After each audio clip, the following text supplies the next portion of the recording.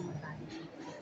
At lalo lang nag-close kami lately na nag-use.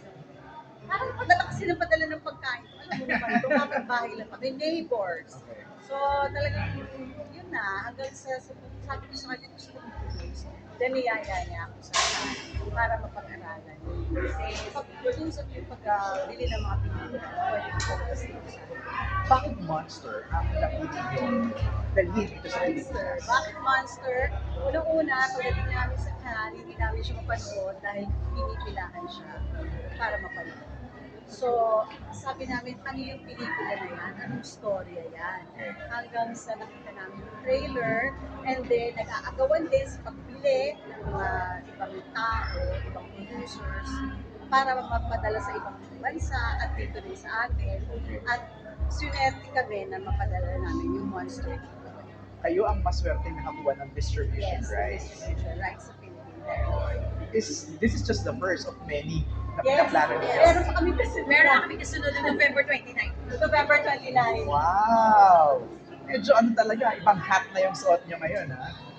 Producer's hat na, distributor's hat na. Kaya sana mailan yung manonood na malulit ng mga pelikula na hindi lamang yung ating produkto, yung mga produkto na ibang bansa. Pero soon enough ba, magpo-produce na kayo ng sarili niyong pelikula? Ay, kasi ang Naked Studios naman, nag-produce na talaga. So, kung meron project, sabi ko sa kay, si pwedeng makijoin ulit ako. Correct. Hindi ang tanong ko naman din sa'yo, kaya ako nire-reserva yung Joy! lahat sa'yo, is congratulations sa National Creative Academy Award. Thank you.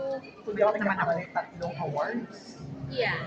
Okay, that's Best Actor for Arjo, and Best Cinematography, and Best series, drama series. Best Drama Series. Anong pakiramdam sa 3 award na yan? Until now, hindi ako makapaniwala. Siyempre, pero masaya ako. Kasi at least napapansin na tayo mas napapansin na tayo ngayong mga Pinoy. And welcome na talaga tayo. Di ba? May mga nanalo na. 3 years ago, nanalo na rin dyan si Arjo sa Asian Academy Creative Awards sa Best Actor. Tapos sumunod nanalo si John Santa Maria. So, napo-open na talaga sa Asia yung mga actors. Parang nagiging suki si Arjo, Asian Regional Award giving bodies, Parang gano'n na nga. Yes, thankful kami, grateful kami kasi napapansin kami pag gumagawa siya talaga. Kasi magaganda talaga yung mga material. Yung napupunta kay Arjo. So, ginagalingan din naman niya, kaya talagang pwede siyang manominate. And thank God, eto na nga, nominated siya sa Asian Academy Creative Awards sa October 8. And nominated naman siya sa Busan ng Itong Busan, October 6, 7, 8, nominated siya dito. Tapos yung Singapore naman, nominated siya ng December 7. Anong Asian Asian Awards? Yes, Asian sa Creative December Awards. 7, yes. Parang gano'n. So, Wow. yung Asian Creative Awards sa October yun. Ay, no, sorry. Yung Asian Creative Awards, sa December yun. Okay. Itong Sa Busan, Busan, ano ba, Mamaya, pag naalala mo na. Yun. So, Nominated dalawang siya award-giving yes, bodies. dalawang nominated. Dalawang best actor ng Asia. Nung first time nung narinig ko, nakuha yung awards for the national ng Asian Academy. Asan kayo yun? Anong reaction niyo? Paano nakuha yung balita? Si Arjo nag-text sa akin, Mami! So alam mo na, Mami siya ng Mami. Sabi ko, bakit? Nominated siya. So sabi ko, wow. Kasi para ma-nominate ka, national winner ka, ma-nominate ka doon sa Busan at sa Singapore, ibang klase, nakakatuwa yun. Tapos mga kalaban mo, iba-ibang bansa, diba?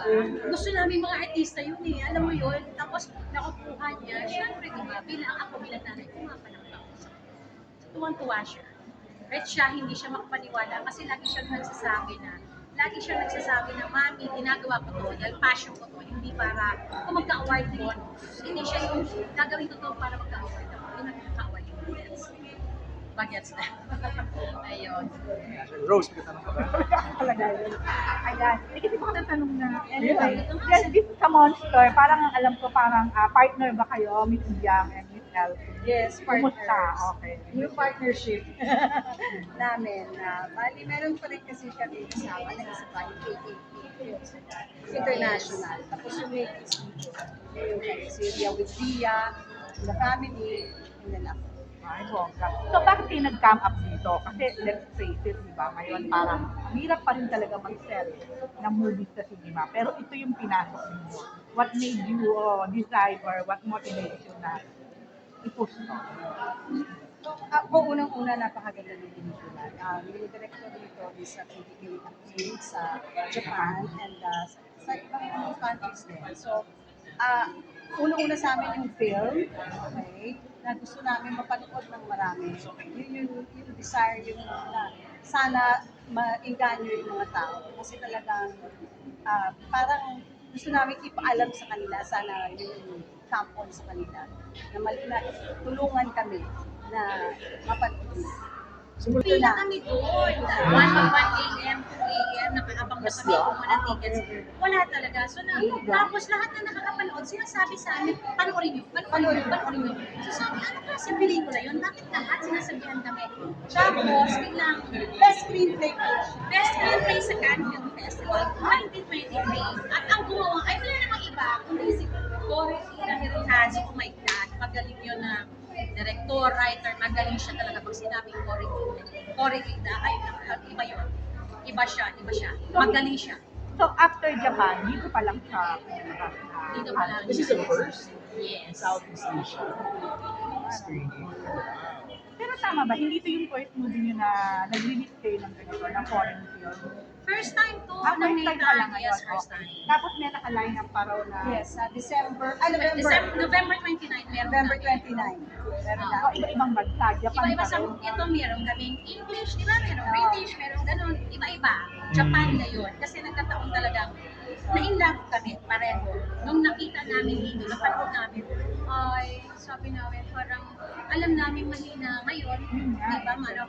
Pero kasi kami, naniniwala ako na pag maganda yung material mo, alam mo, papanoorin eh. Word of Pag- mouth. Yes. Yun na, at naniniwala kami na ang Kunin ganda nyo, ng kunin pelikula nyo. namin. Yes. Laban lang.